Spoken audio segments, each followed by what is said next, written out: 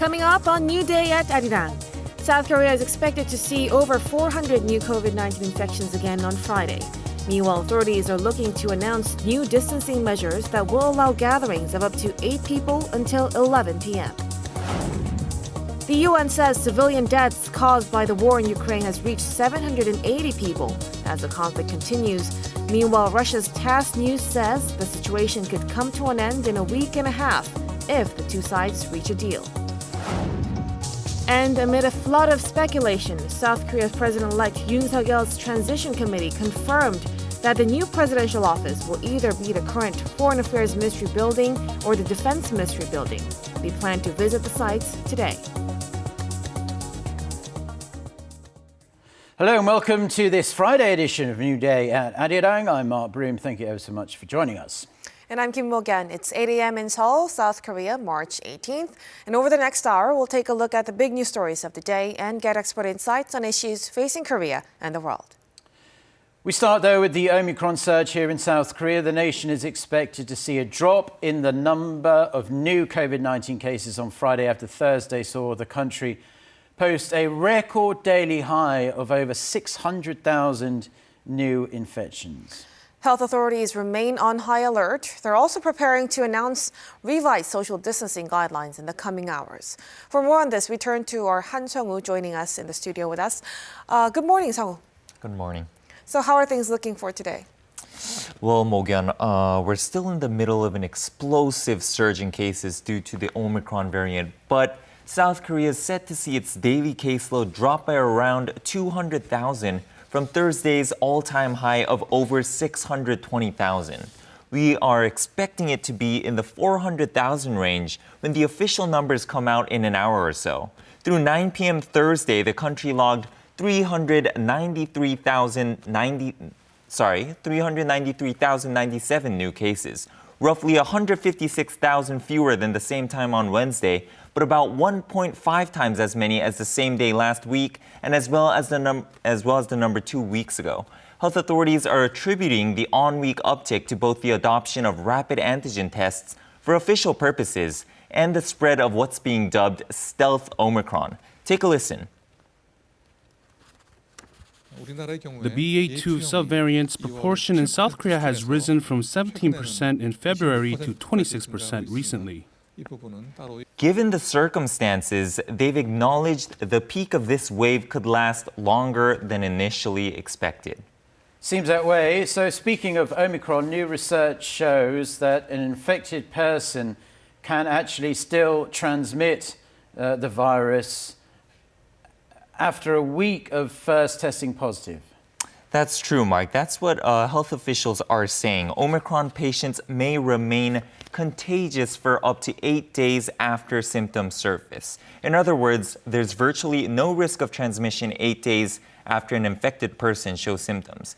That's according to South Korea's Central Disease Control Headquarters, which analyzed 558 samples from people infected with Omicron.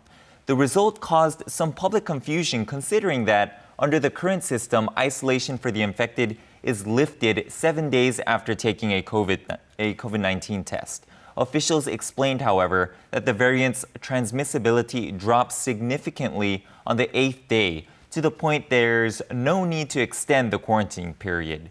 The study also showed people who've had 2 or more vaccine doses compared to the unvaccinated are less likely to spread Omicron.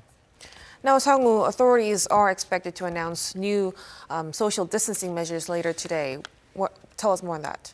That's right, Mo-gan. It's looking likely the cap on private gatherings will be expanded from the current maximum of 6 people to 8, starting Monday. However, business hours for restaurants and cafes will probably not be extended to midnight from the current 11 p.m. Quoting a government source, Yonhap News reports officials are considering easing one or the other, but not both, and that easing the limit on private gatherings is the likelier option. South Korea has recently been easing restrictions to regain some degree of normalcy despite the virus surge, largely due to the pressure from small businesses and the self-employed hit hard by the pandemic. As such, lifting antivirus curbs altogether was once considered a possibility, but the chance of that happening essentially went to zero in recent days, though, with daily infection tallies far exceeding initial predictions. Authorities had earlier projected the Omicron surge to peak before March 22nd, reaching a daily average of 372,000 before beginning to decline from next Wednesday. But those projections have, for now, proven to be far from the mark. Well, another informative wrap-up. Thank you so much, Sung-woo, for the updates. Thank you for having me. Thank you very much for that. Now, moving on to the big international news of the past month or so, basically. Russia's relentless attack on Ukraine, it rages on, with the UN estimating that around 800 Ukrainian civilians, including dozens of children, have been killed thus far. It's thought more than 3 million Ukrainians have now fled the country in a bid to seek safety. Hoping to bring a swift end to the conflict, the leaders of the world's two superpowers, United States and China, are set for phone talks on Friday, U.S. time. Victor Flood with the details. Russia's invasion of Ukraine is now into its fourth week, and the number of civilians killed so far is estimated at around 780. The UN says this figure includes nearly 60 children. Over 1,200 civilians have also been injured. As the shells and rockets continue to rain down, satellite images show the extensive damage done to civilian infrastructure and residential buildings in many parts of Ukraine. At least 21 people were killed on Thursday in Kharkiv, a city in the northeast of the country, following a Russian attack involving a relentless barrage of artillery and rockets. Russian forces destroyed a school and community centre in the city, which has been under heavy bombardment since the onset of the war. Against this backdrop, the Kremlin said Thursday that Russia was putting, quote, colossal energy into talks to reach a peace deal. However, it added Russia is not seeing the same zeal from Ukraine. While Ukraine says it's willing to negotiate, it insists it won't surrender nor will it accept Russian ultimatums. Moscow continues to reiterate that it wants a neutral Ukraine as well as what it calls the demilitarization and denazification of Ukraine. As diplomatic efforts continue around the world, US President Joe Biden is expected to talk over the phone on Friday US time with his Chinese counterpart Xi Jinping. The White House says the call is part of Washington's ongoing effort to maintain open lines of communication between the two superpowers. US officials say Biden and Xi will discuss the war in Ukraine and other issues of mutual concern. Victor Flood, Arirang News. The OECD forecasts that Russia's invasion of Ukraine will derail the global recovery from the pandemic. The Paris-based agency expects global economic growth of slightly under 3% this year, down more than 1% from its earlier projection of 4.5%. It says the war is causing numerous significant economic implications, as both Russia and Ukraine are large producers and exporters of key food items, minerals, and energy. The transition team for South Korea's President-elect Yoon Suk-yeol is now complete. One thing to note is that not all are politicians tied to Yoon's People Power Party. Yoon's spokesperson says the members were chosen purely on merit. The official launch ceremony will take place in the coming hours. Kim Yeon-sung with the details. President-elect Yoon Suk-yeol's transition team is now ready to hang up its official signboard and kick into action as early as Friday morning. Spokesperson for the president-elect, Kim Eun-hae, on Thursday announced the final names to fill the committee's key posts. And with her announcement, the team has taken its full shape. At the head is former presidential candidate and People's Party leader An Cheol-soo. He will also be leading the COVID-19 response special committee. There will also be special committees for national unity and balanced development, in charge of making Yoon's top pledges happen. In the committee, there are also 7 divisions that will each be handling key state affairs. Economy has 2 divisions. The first is assigned to overseeing big picture and financial policies, while the second is devoted to practical day-to-day economic affairs. Each of the 7 divisions is led by former vice ministers, former assemblymen, or other experts in the field. But not all members on the team are politicians, nor are they affiliated with the People Power Party. Scientists, professors, and business people have also been brought on board. According to spokesperson Kim, the members were chosen solely based on merit. We will search every corner of South Korea to find the right person, and we dream of a government that unifies and embraces talents based on their experience and expertise. The team is now ready to get down to business. According to spokesperson Kim, no presidential transition committee will have had its signboard in place as soon as this one. And this administration, she said, will not waste a second in working to make people's lives better. Kim Hyun-sung, Arirang News. Now, while media outlets here in South Korea are ablaze with speculation, officially, according to President Yoon Suk-yeol's transition committee, 2 spots remain vacant as potential choices to fill key roles in the new administration. On top of that, committee members will visit the current Foreign and Defense Ministry buildings for inspections in the coming hours, possibly related to moving the presidential office to one of them. Kim Do-yeon reports. Amid the flood of recent media speculation, South Korean President-elect Yoon Suk-yeol's transition committee has confirmed that the new presidential office will either be in the current Foreign Affairs Ministry building or the Defense Ministry building. This comes as the committee held a behind-closed-doors meeting in the afternoon for more than an hour on Thursday. The spokesperson added that responsible branch from the committee will be on site to conduct a review of the 2 options on Friday. Until this announcement, the committee had dodged a series of questions regarding its decision and had only reiterated the reasoning behind moving out of the current presidential office, the Blue House. Rather than the place itself, I think it's better to explain the reason for choosing it. The Blue House, as it is now, is focused on the president and not as much on the people. There are a number of reasons why the president-elect and his aides have been cautious in making a final decision. Those reasons include safety, infrastructure, as well as cost. Also, the new office will need a large amount of construction and renovation work to make sure security measures are in place to protect the president. However, on a number of occasions, the team confirmed that the president-elect will not be working inside the Blue House. In addition, the spokesperson for the committee said that Yoon spoke over the phone with Indian Prime Minister Narendra Modi earlier in the day. The two promised to increase cooperation on security and economic issues.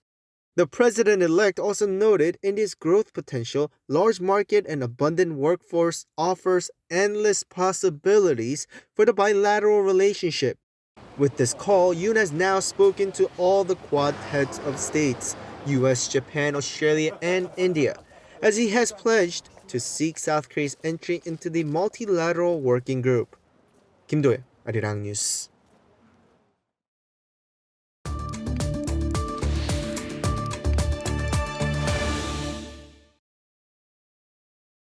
Now it's time for On Point, where we speak to experts to delve deeper into the biggest news stories in the spotlight right now. South Korea is experiencing the biggest surge in Omicron cases anywhere in the world right now.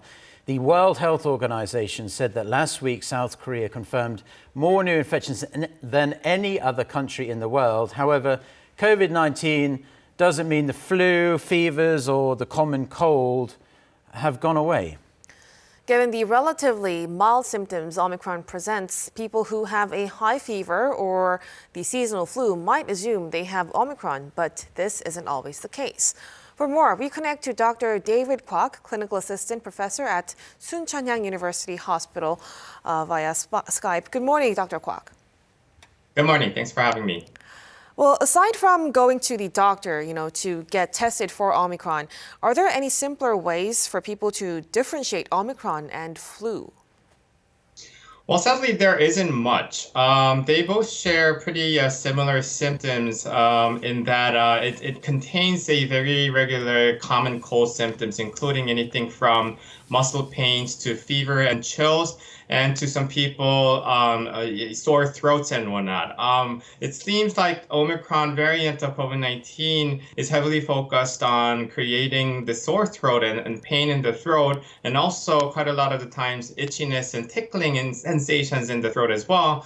But also, it doesn't mean that flu would not create such symptoms. They clearly overlap. So other than being tested clearly through the antigen test and possibly PCR test for Omicron, there's really no way symptomatically for anybody to differentiate between Omicron and flu. But let me add, the season is that we're quite out of the at the end of the year season for influenza virus. And as you said, it doesn't necessarily mean that we don't have flu. We would have different kinds of virus sources to create flu. So some things to watch out for are more of the seasonal allergic symptoms that could be differentiated from Omicron, as in a itchiness in the nostrils or rashes in the face and other allergic symptoms that accompany seasonal allergy symptoms. But it still doesn't mean that it would sort of rule out the possibility of Omicron, because in some rare cases, also Omicron could bring this. So if I summarize myself, really the best thing to do if you have any of the common cold symptoms these days, it's best for you to be checked out by a doctor, really. Wonderful. Couldn't have asked for a more comprehensive answer there. It's interesting when you say about the overlap, really, and the fact that maybe there isn't so much flu around at this time of the year, but people still get hay fever and whatnot. But is it possible for people to have Omicron and flu actually at the same time? And if it is possible, would that mean that those in high-risk groups could potentially be in more kind of health trouble if they have Omicron and flu at the same time? That's actually a very good point.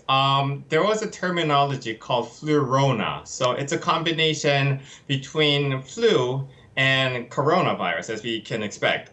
So there were many cases reported of such happening incidences. And it is possible still with Omicron that I believe can be co-inhabited with another type of common cold virus. And as you said, for those vulnerable groups of people, let's say with heavy underlying diseases and also very elderly people who are more immunely weakened, they are in a position where they're more vulnerable to have such cases.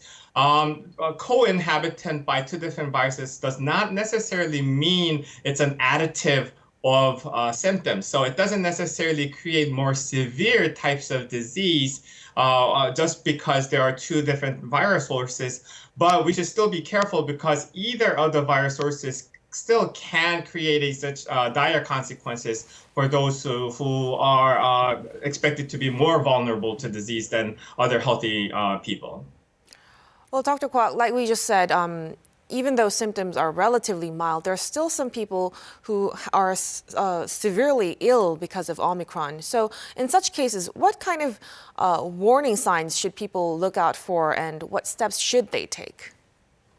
Right. Sadly, these warning signs, these red flags, do not necessarily happen quite long before somebody actually acutely falls severely ill, meaning there are no clues that we should be watching out for that can actually turn around the course and have the person go through lighter. But some of the symptoms, if a person was to be infected already, but if that person starts showing, let's say, lack of or oxygen, meaning breathlessness, or the person does not subside from having fever 3 to 4 days later, despite taking antipyretic medication. But also in some rare cases, if a person starts losing appetite extremely, those are some of the signs that when a doctor decides the person should be admitted to hospital to be looked at much closer. So if a person is infected and having these signs, the person definitely should contact the appropriate sectors to be treated for. Okay, and finally, Doctor, I just want to ask your personal opinion, because we're in the third year of this pandemic now. So as a doctor yourself, what has this pandemic been like for you, both in terms of your work and professional life? Because just as ordinary citizens ourselves, we're all desperate to kind of get back to some degree of normalcy. What's it like for doctors? Well, I would share the same feelings towards pandemic and the fact that I dearly want to go back to the normalcy, the lives that we used to have before the pandemic. The types of patients definitely have shifted greatly for us. That some of the doctors that have to have taken care of for vitally unstable patients are now seeing pretty much the vitally unstable patients that are having COVID-19. For myself, who is in the primary care, the types of people that I have to be careful discerning is that some of the people with the very regular symptoms are now coming in with the signs that could be possibly due to COVID-19, and they have to be differentiated because we have other vulnerable patients waiting in line to be treated for non-COVID-19 issues. So these are some of the issues that we never used to have before the pandemic, and we have to be extra careful in discerning these differences. And for those vitally unstable patients, the doctors have to be extra careful to keep them alive. So, but I'm also having both fingers crossed that this is the end of the whole pandemic, and sometime soon enough we'll be going back to the normalcy. All right. Dr. Kwok, thank you so much for sharing your insights and expertise. Have a great weekend. You too. Thank you very much. Thank you.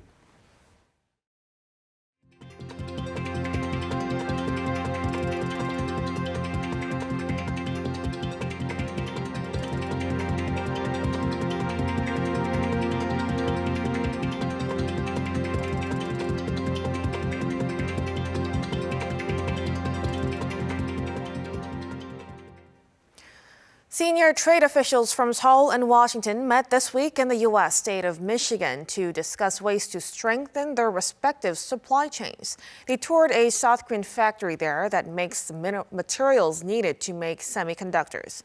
They also agreed to strengthen cooperation on economic security. This comes as the two countries have been marking the 10th anniversary of their free trade agreement. Ji-young has more.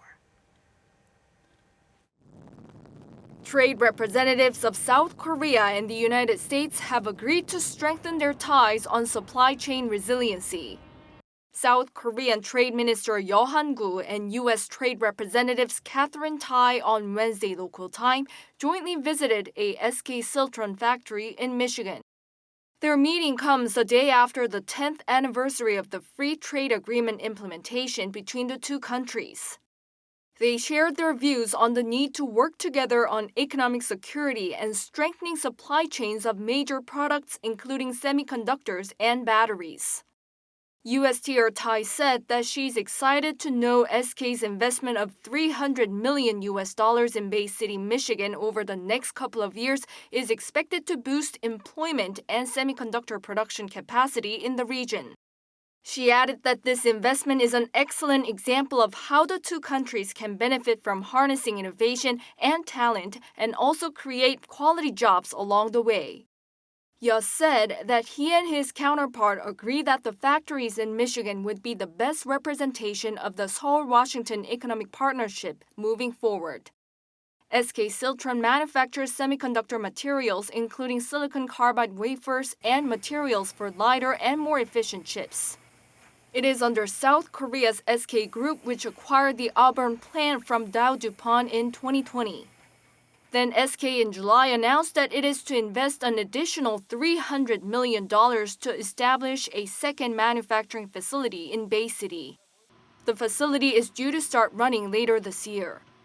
The company says when the production facility becomes fully operational in 2025, the production capacity in Michigan is expected to increase by up to 4 times from the current level. The Ministry of Trade, Industry and Energy said South Korean firms may also benefit from using the materials produced at the facility. Ji-young, Arirang News. South Korean auto giants such as Hyundai Motor and Kia Motors will soon be able to move into the second-hand car market following a decision made on Thursday by the government. The Ministry of SMEs and Startups says it will no longer designate the second-hand trading of cars as a subsistence business, as the industry turns over vast sums of money each year. Subsistence Businesses are designated to ban huge corporations from advancing into industries with low revenues. The ministry added that with corporations joining the industry, consumers will have a wider range of options available to them. However, related regulations still need to be ironed out, which means the decision will not be enforced for the time being, as smaller firms have raised concerns about monopolies.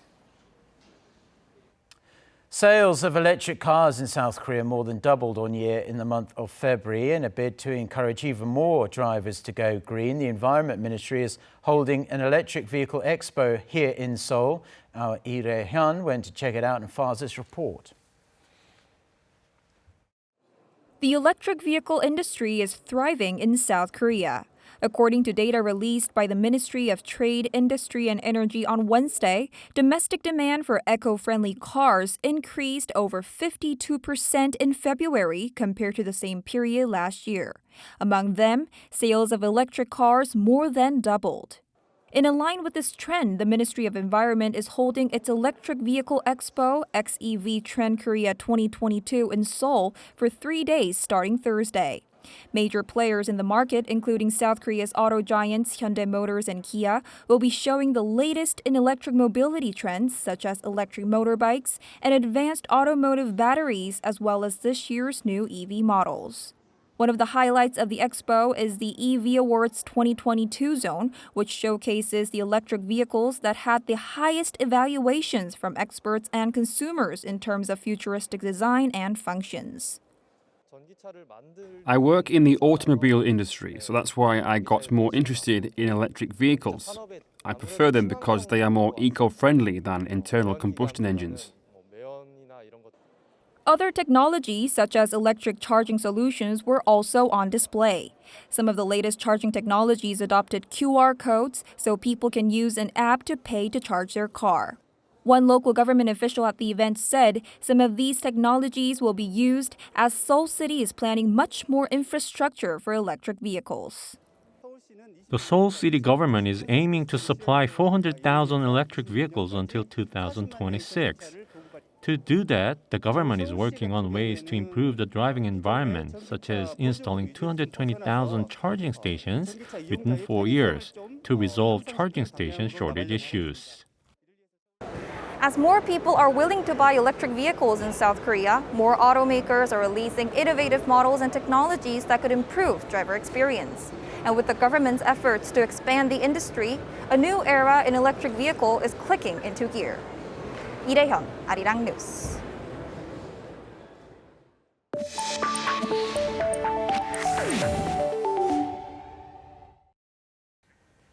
Welcome to Dialogue this week. In this corner, we invite guests from in and out of Korea to talk about a wide variety of issues ranging from culture and sports to the latest trends around the world. Now, like we all know, South Korea elected its new leader to run the country from this May, namely the People Power Party's Yoon Suk-yeol. Yoon will have a lot on his plate as he comes into office, ranging from politics and diplomacy to the economy. But one of the things Yoon highlighted was support for the nation's culture sector. Today, we touch upon 7 pledges Yoon made that focuses on supporting artists in blind spots, shaking up the welfare system, and establishing cultural sovereignty. For this, we're joined by Kim Hoo-ran, senior culture reporter at Korea Herald, and our go-to film critic, Jason Bejervaise, both via Skype. Welcome to the show. Good morning. Now, first, let's start with Hoo-ran. While there's hope for the culture and arts sector with the pledges made by the president-elect, there are also concerns that the new administration may be more focused on issues like recovery from COVID-19, trade, or the housing market, and this would push cultural issues into the backseat. And you've watched the culture industry through many administration changes. What usually happens, and how do you expect the incoming Yoon administration to prioritize his cultural pledges? Okay.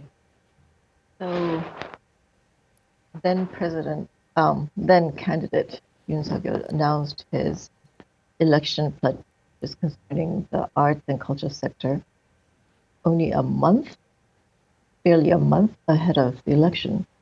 And as you said, those were 7 points. There were 7 points to these pledges.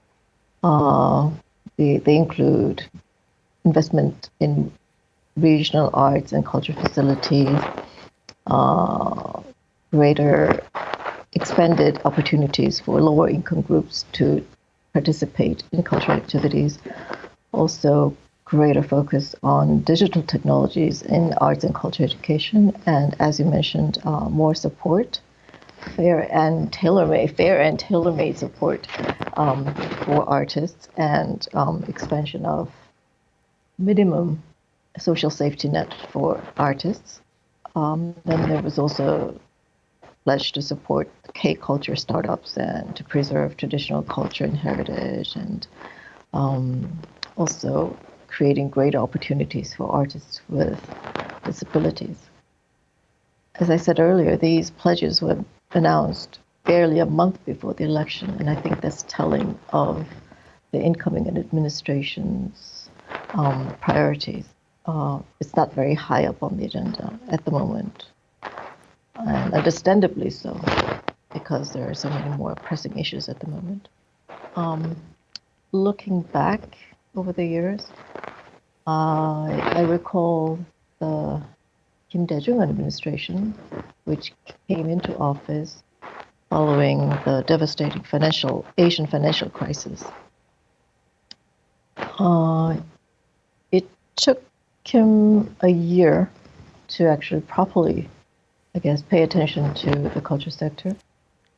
His administration was the first ever to set the arts and culture budget at 1% of the annual budget. So that was a big thing that he did at the wake of the financial crisis that he had to deal with. So I see similar things happening with the incoming administration. There are, as you mentioned, there's the recovery from the COVID and other pressing international and domestic issues that need to be dealt with. And so I think it might take a bit of time for the new government to pay close attention to the needs and demands of the arts and culture sector. Right. Now let's bring Jason into the conversation. Jason, you've been a film critic based in Seoul for a decade, and how has an administrative change and consequently changes in policies affected the film industry? Well, they've had a big impact on the film industry. You just have to look at the blacklist under Lee Myung-bak and back to see the problems that happened, and the relationship between the film industry and the Busan Film Festival rapidly deteriorated after 2014, when they screened a documentary that was critical of the government response to the Sewol ferry sinking, and many filmmakers were blacklisted, including Lee Chang-dong, who submitted his screenplay to the Korean Film Council and received 0 points for it. The film actually then went on to win Best Screenplay at the Cannes Film Festival. And then during the Moon Jae-in administration, I think there's certainly been a bigger emphasis on trying to support the film industry. And by and large, I think it's been very successful. And we've seen Parasite go on to win Best Picture at the Oscars. We've seen the success of Squid Game. That being said, though, the film industry at the moment, on the one hand, is doing, or certainly the culture industry is performing exceptionally well overseas. Exports hit $11.92 billion in 2020, which was an increase of 16%. And exports overall were actually down. But domestically, though, the film industry is in a crisis. Admissions are significantly down. The local market share to local films was 30% last year. That's for the first time in over a decade. And so I think that the next government under Yoon Suk-yeol is going to have to find ways to try and support the industry, whilst also ensuring that it remains incredibly competitive and successful on the world stage. Now, speaking of support, Horan, President-elect Yoon also suggested fair support without blind spots for artists. So who are these artists, and has this blind spot gotten worse as a negative side effect of the COVID-19 pandemic? Okay, so the Culture Ministry's budget for this year has been set at 7.4 trillion won, which is the biggest so far. And it has also pledged to spend 70% of the budget in the first half of the year to help with the COVID-19 recovery for artists and the arts and culture sector. When we talk about artists in the blind spot, these are often artists who are new and emerging, as opposed to more well-known established names. Over the last 2 years, the government did have many support programs, fundings for artists, which they needed to apply. What happened a lot of times was that these artists were required to prove that they were indeed artists and that they were engaged in making creative works. Now, number one problem was that many of these artists did not know of the existence of these programs. Number two, they had great difficulties providing paperwork to prove that they were indeed artists.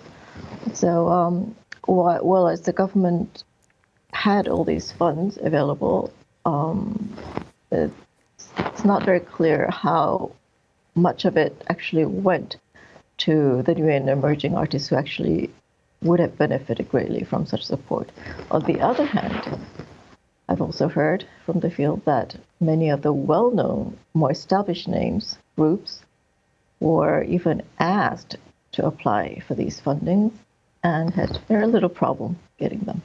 So I think that is something that the new incoming government might have to work on to provide greater accessibility, equal access for these fundings and support programs. Let's hope the distribution problem would get better with the incoming administration. But one of the 7 pledges made by President-elect Yoon was to narrow the cultural gap between regions. So, Horan, how severe do you see this cultural gap to be? And do you think platforms for cultural experiences are indeed centralized for both artists and audiences? Right. If you traveled outside of Seoul and traveled to even major regional capitals, you would clearly note the gap in the facilities and services that are available. A recent survey showed that out of 270 art museums in the country, 106 were located in Seoul and the capital area. So by not having these facilities, let's say if you're an artist and working in regional areas, you just find it very difficult to find a place to show your work. And therefore there's a flight of artists to the capital areas. I mean, you need to go where you can actually show. Without a doubt, there is a huge discrepancy in the kind of culture and art services that people in the regional provinces can experience as well. So I think this is something that the Yoon administration can really work on to make it more regionally balanced, let's say. Mm-hmm. But Jason, are there other areas within the film industry that need more government support, considering the president-elect's pledges?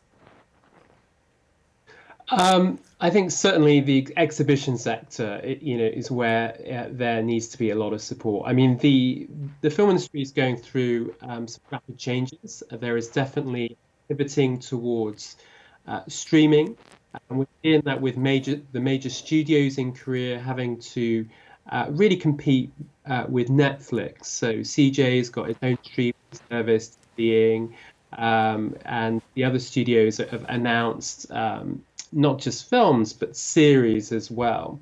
And so the thing is with exhibitors, they rely solely on theatrical. Now, the industry is much of it is fully integrated. So CJ and Lotte, they're distributors. They also own their own theaters, and so in a sense, they're very much. I mean, if they're able to successfully pivot towards streaming and also remain focused on theatrical, that's good for them.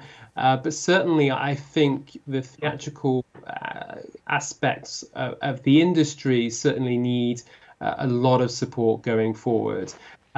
And, the fact that last year 30% of admissions went to Korean films, that's the lowest in 10 years, and that is concerning. And a lot of these films are in holding patterns at the moment, and they have been for 2 years.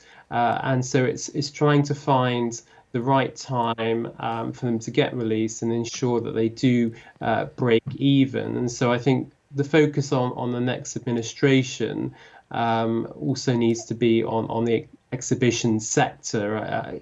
Only this week, the screening or the girl responsible for the theatres, they're calling for the government to allow people to be able to eat popcorn in the cinema because they're really struggling. And there's been a lot of support packages in the United States to support the exhibition sector, and I think there are greater calls for that to happen here too. Let's hope for that too. But Horan, for the rest of the culture and arts sector, mentioned in his pledge is policy change for employment insurance premiums for low-income artists and preparing artists for social crises like the pandemic. So is this what the artists really want? And what do you think those in the industry want with the overlap of a pandemic recovery and a change in administration? Okay, the pandemic has been an accelerator as well as an exacerbator. It has exacerbated the problem of difficulties faced by artists and the culture sector, and guaranteeing minimal social safety network for artists, I think is an idea that's long overdue and something that needs to be done. And hopefully this pandemic situation will bring about a change in the situation. For every star artist out there are hundreds more who struggle to make a living every day. Having said that, I would also like to point out one of the major concerns of the arts and culture sector concerning the incoming administration. It's that it has pledged to provide assistance without interference. Now, this is a key issue for the artists because of the trauma that they suffered with the so-called blacklist of arts and culture figures during the Lee Myung-bak administration and especially during the Park Geun-hye administration. You'll notice that these were two previous conservative governments. Under the blacklist compiled during the Park Geun-hye administration, there were about 10,000 people who were on the list. And these people were cut off from funding assistance. And in many cases, they did not realize that they had been on this blacklist. The Constitutional Court declared such list unconstitutional. But the issue has not been clearly settled yet. And the president-elect's pledge is notable for its lack of any mention of the blacklist. I think at the very least, what the culture and arts sector needs is a pledge that there will be no recurrence of such blacklisting. Right. We have a lot of more questions prepared, but due to time constraints, I'm afraid we will have to wrap up at this point. Thank you so much for making time for us, Horan and Jason. Let's hope for more developments and support in the culture field over the next 5 years. Thank you again for joining us. Thank you.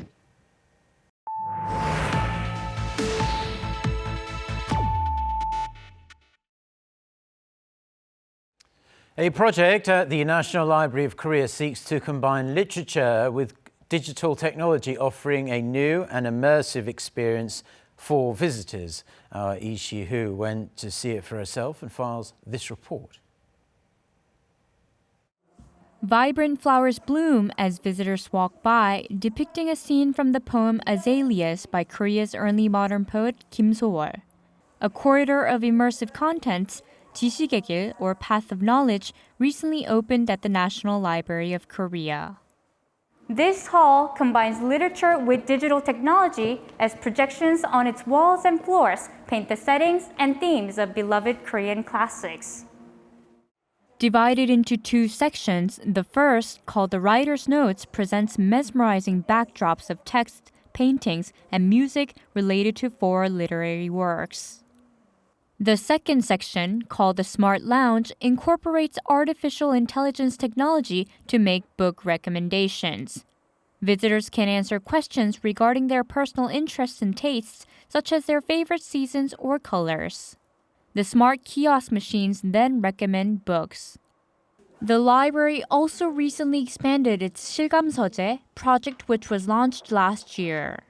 The project turns Korea's ancient literature into interactive content using cutting-edge technology. Visitors can delve into ancient literature by flipping through interactive versions of the records. They can also explore ancient maps and view where landmarks of the past would be located in modern times. These transformations are part of the Culture Ministry's initiative to build immersive contents at cultural centers around the country. We're working hard to depart from the rigid and quiet image of conventional libraries and help visitors experience new cultural sentiments and feel closer to the library. 실감서재 can be enjoyed without reservations, while the entrance to the Path of Knowledge must be reserved through the library's official website ahead of the visit. Lee Si-hu, Arirang News.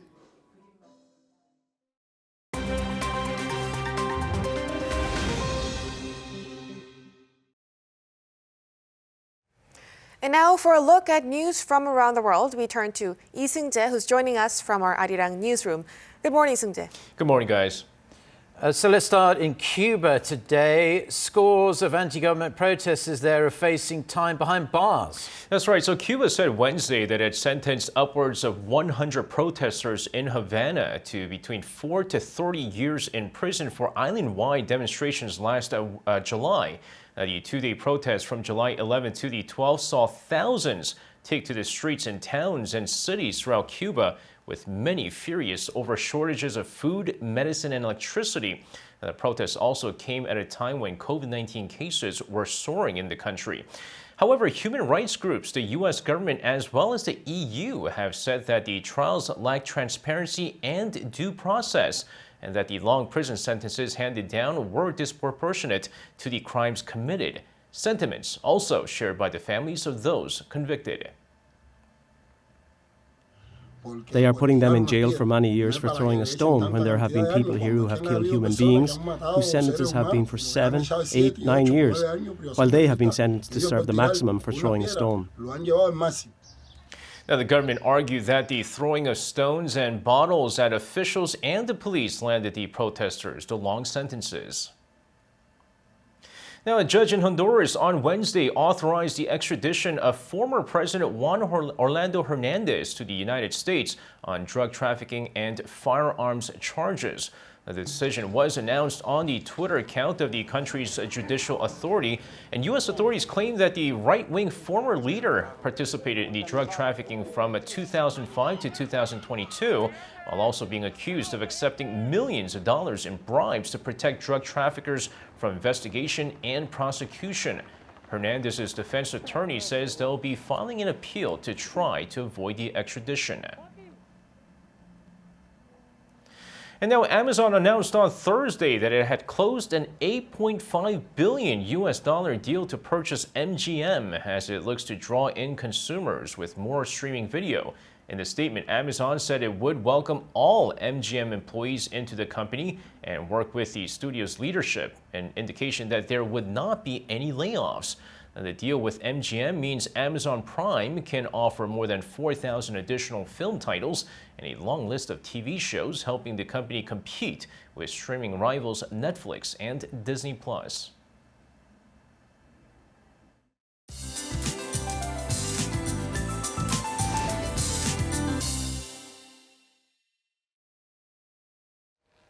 Good morning. The capital and Chungcheong-namdo province are waking up to murky skies with wet roads, but rain clouds are still dropping rain or even snow in colder areas. So expect to see wet conditions through the first half of the day. Then rain will take a break during the day before it makes a return again tonight. Jeju Island will receive rain until the afternoon. Eastern regions will be seeing either rain or snow through tomorrow. Heavy snow alerts have been expanded to mountainous regions on the East Coast. Morning temperatures are 1 to 3 degrees lower than yesterday. Dress warmly. We really don't want to get sick around this time. Seaside temperatures continue. Daegu will see a high of just 7 degrees or 9 degrees rather. Busan topping out at 10 degrees Celsius. It's going to be breezier in the eastern parts of the country due to rain. Well, nationwide rain and snow is in the forecast again on Saturday, and it's very likely to snow in the capital and central parts of the country, just when I was about to talk about spring blooms here in Korea. With that, here's a look at the weather conditions around the globe.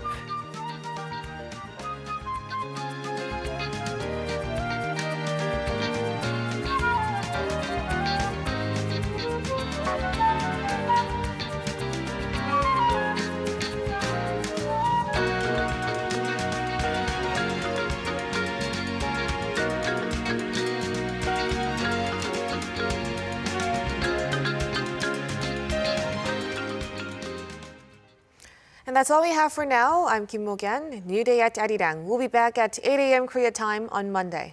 I'm Mark Parim. Thank you as always for joining us. Have a wonderful weekend, and we will see you again next week. Until then, goodbye.